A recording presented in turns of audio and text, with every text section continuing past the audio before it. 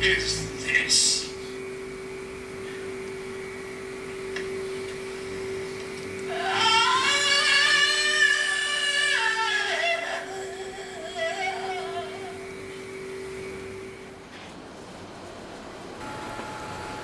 Well, it's here, a day I thought would never arrive. I'm on my way into White City, Centre House, BBC, to have my first meeting about writing for Doctor Who. Well, that passed off very well. Very warm and lovely reception. Everyone unbelievably excited that we're actually doing Doctor Who. Can't quite believe it. A lot of pinching going on. That's Russell. Yeah, so now I sort of took them through my ideas based on Russell's original outline of the story. What I'm sort of juggling with at the moment is the idea of the story of the maid and her dead brother. And I suppose giving it a more serious edge, the idea that she's eager for the dead to come back, and in fact the aliens, which are at the moment not necessarily power crazed, are just trying to survive. Their idea of housing themselves in the dead is not a bad notion as far as they're concerned. Obviously it's a humanity at large, it's beyond the pale. I suppose the only real danger at the moment is that I think everyone's expecting me to kind of produce a romp, spooky, definitely spooky, but mostly a romp. And funnily enough, all the themes of spiritualism and death and mourning in it, I don't know, I somehow think against expectations it might turn out to be a bit more serious. Actually slightly nervous about starting after all these years, although I've told everyone I've had it in my head for 30 odd years. But it's very different thinking this will be the one, this is actually going on television, this is Doctor Who, not just a book or even an audio play, it's the real thing, and it's extraordinary how much pressure I'm feeling. I think I might ring up a couple of the others and see how they're feeling, and also the big question is how to write this new Doctor based on Russell's first episode and then presumably on the casting of whoever it is, we don't know yet. But yeah, that was couldn't really have gone better. It's the kind of meeting you like to think you have all the time, rarely do. So I better get on with it. Well, it's going well, I think. It is turning into a bit more of a romp than I expected, which is probably good news. I didn't want it to be maudlin. Then I try to find a way of defeating them through the properties of the gas that they exist in. That's why they're hiding in the pipes, it's their natural environment. So the logical thing was to change the state of the environment that they inhabit. So cooling it seems to be the logical thing. That's what you do with gas. You can cool gas, change its state, and when you change it, when you remove the carbon dioxide and other properties from it, it becomes a liquid. So I thought maybe that's the way to defeat them. Liquefy them, bottle them up, chuck them away, put them in the fridge. The others and I went out for an Indian meal yesterday in Hammersmith, a place called Chula. Steve Moffat, Paul Cornell, Rob Shearman, and we kind of just had a group hug over the barges. Just so delighted to be doing it, not quite believing we were allowed to. Eased out tidbits about our stories, and then as the drink flowed, more and more came out. Huge chunks of dialogue and plot, everyone getting very excited. I have to say the stories sound just wonderful, and I just thought, God, as a season this has got it's so juicy. It's like, God, people hopefully we're just going to love it. So I'm trying the idea of maybe starting the whole episode with the TARDIS scene. Russell's very keen to have journeys in the TARDIS now much more dangerous. The floor plate's lifting, so it's just the Doctor's barely in control of it. So this is their first journey into the past and wants to make more of it. In that way, which kind of gets back to my original idea about it, you won't see anything of 1860 until it's through Rose's eyes. So the first thing you see of it will be the TARDIS doors opening onto that snowy garden at night, and all the wonder of that, followed by straight into the seance, and then the Gelf arriving on that. They also wanted more of the Gelf personified. Now that's something I've been slightly going against to avoid the kind of doctor cliche. But I think maybe they're right. I think Phil Collinson said maybe the reason it's a cliche is because that's what Doctor Who does very well, and you kind of want those moments. It's frustrating process. I can't seem to do it at the moment. I'm going to go for a walk now, try and blow some cobwebs away and have a think. The heart of it. I probably need to read Russell's script again to get more of the flavour of the new approach. I think what's happening is it's becoming too traditional, doctor-companion relationship, and not that I don't want to, destroy all that, but yeah, difficult, very difficult. It's Christopher Eccleston. Doctor Who is Christopher Eccleston. An amazing sequence of days, starting on Friday. There was just suddenly all over the internet a real buzz in the air. I went in to see Lorraine and said, "Is it true?" And she said, "What?"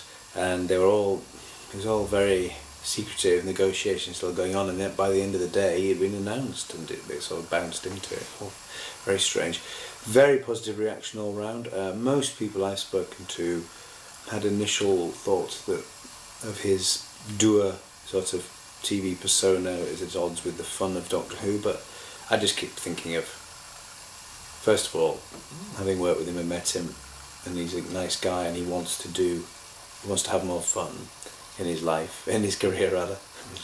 But secondly, you could have said the same about William Hartnell, tough guy image, and yet he found something in Doctor Who which was never given to him anywhere else. So I think it's a fantastic choice, and as I said to Russell in an email the other day, it's the kind of heavyweight casting that finally kicks into touch, well, for some time at least, those sorts of tabloid stories about Lawrence Welland-Bowen or Debbie McGee or other non-actors or weathermen being given the best job on television. So it's a statement of intent, it's a serious decision, and it's marvellous, I think. And now, of course, we can start thinking about tailoring the scripts to him.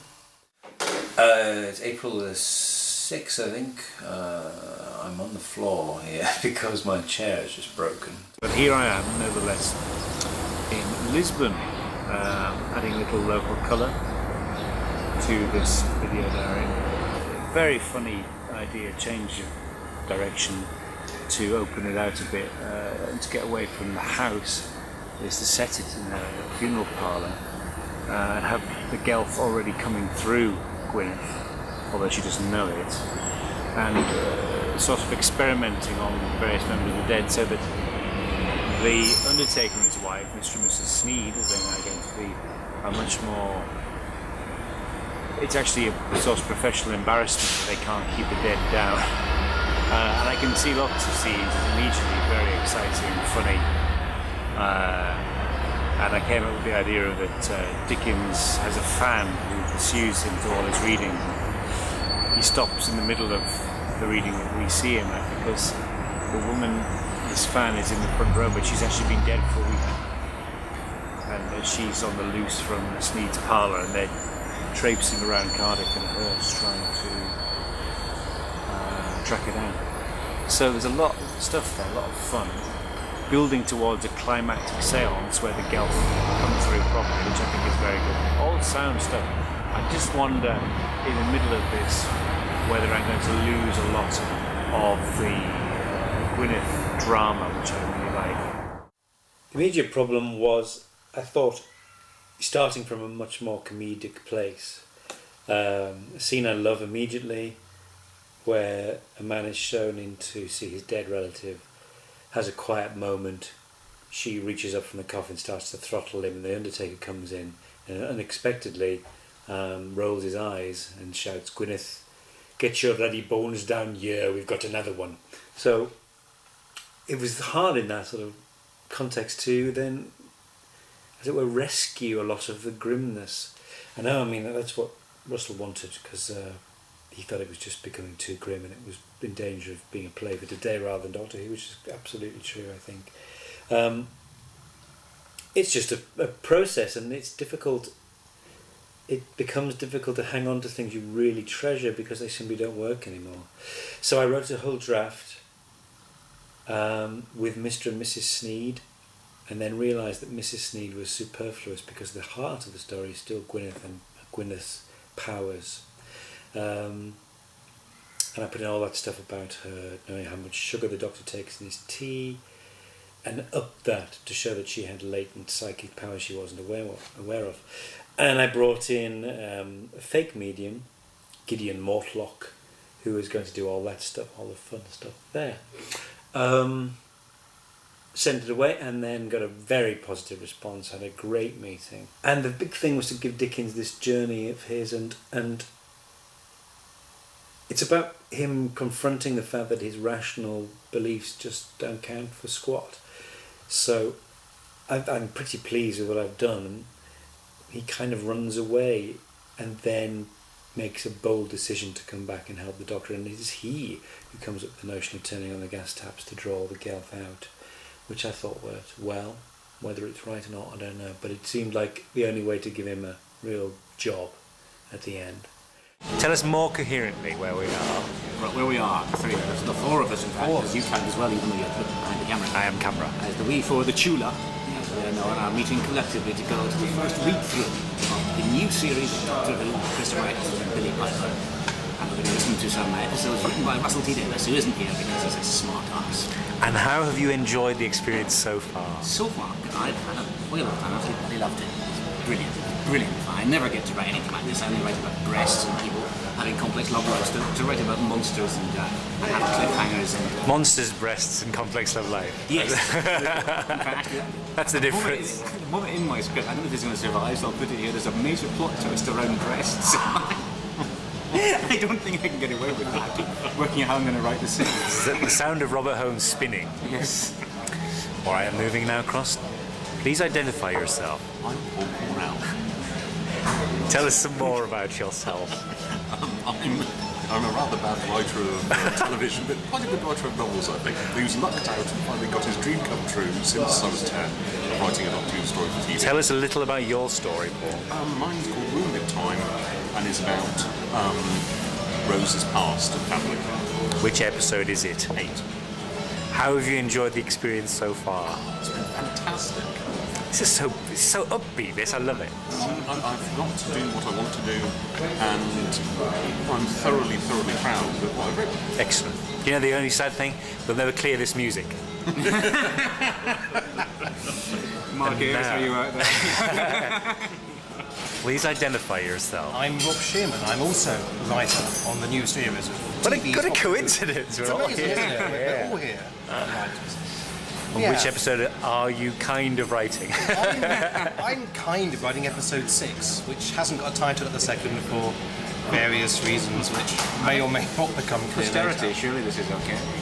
Oh yeah, of course it is. Well, my episode was called Dalek, and What was it about? and, we went the episode 1, episode 4 and episode 5 around a big table at the Millennium Stadium in Cardiff, and it's gobsmacking. It's actually now really happening. Doctor Who we're actually starting, and Christopher Eccleston is extraordinary. He's got the charm and the humour and all the light touches and the great serious gravitas that I was hoping for, and he's got an amazing rapport with Dame Billy Piper as Rose, and it's just going to be such fun. And actually seeing it for the first time, and obviously everyone was very nervous because read-throughs are always very, very tense. Sitting around a big table and just seeing all the cast just relax and have fun with it, and just seeing how well it's going to be.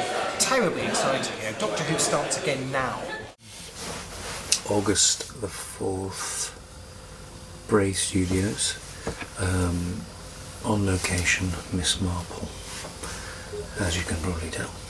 And we looked at some sort of mood boards for episode 3, and they'd done their research, lovely stuff, and we talked about casting.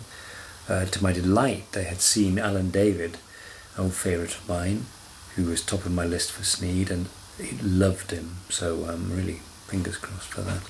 Today is the day, Doctor Who Day, in the car on the way to Cardiff for the first day of shooting on my episode of Doctor Who, The Unquiet Dead. It's been a long journey, and we've still got to get to Cardiff. But the sun is shining, it's a beautiful day, the beaches are open, and well, can't wait. Yet let any man explain, if he can, how it was. Sorry, I stopped. Cut that. Okay, cut and reset. Thank you. Not what's this? How it happened. Oh, no. Cut and reset. Thank you. I'm doing it in night. I'm doing it in night vision, like Most Haunted. Dickens says, "What phantasmagoria is this?" And Mrs. Peace stands up and she lets a cry come from her lips, and the ghost raises from her face and starts swirling about above her head, about a foot above her head. So what I need you to do is to react to that action. So on Dickens' line,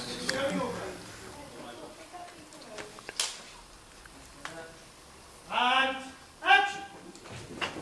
Oi! Leave her alone! Doctor, I'll get him! Be careful! Cut! Great. So it's a tribute to the script, bless him.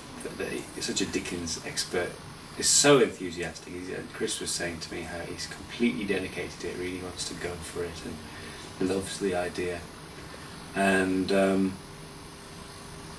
it was magic, really. The strangest thing of all was just hearing people casually saying the Gelf, especially the first assistant line to say. So the Gelf is streaming up into the upper circle, and you look at that, and the Gelf come through, and then the Gelf over there. And it's just a silly name for Doctor Who monster. Power. Fantastic. So I had a wonderful day, one of the nicest days of my whole life, probably. So, Eros, say some words for my video diary for this episode. Tell me why this is your favourite episode of anything you've ever done. Fi wrth fy modd Dr Who wedi ar y tyler. Mae'n peth gorau yn y byd. And subtitles.